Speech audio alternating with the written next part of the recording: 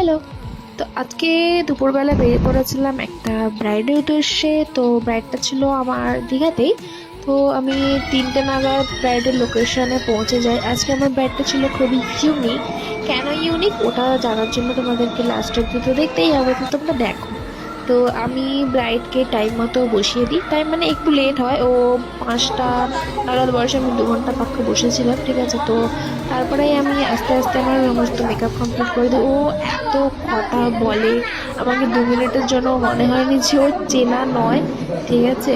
তো ওর সাথেও আমি আলাদাইভাবে গল্প করেছি। তো তারপরে আমি ওকে রেডি করে, দেখো কেন ইউনিক বলছিলাম।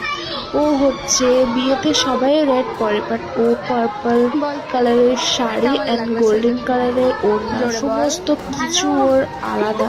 তো ও বলেছিল যে মেকআপটা খুবই ভালো লেগেছে, তো আমিও খুশি হয়েছিলাম। সবাই কমপ্লিমেন্ট ভালোই দিয়েছে। তো আজকে এটুকুই।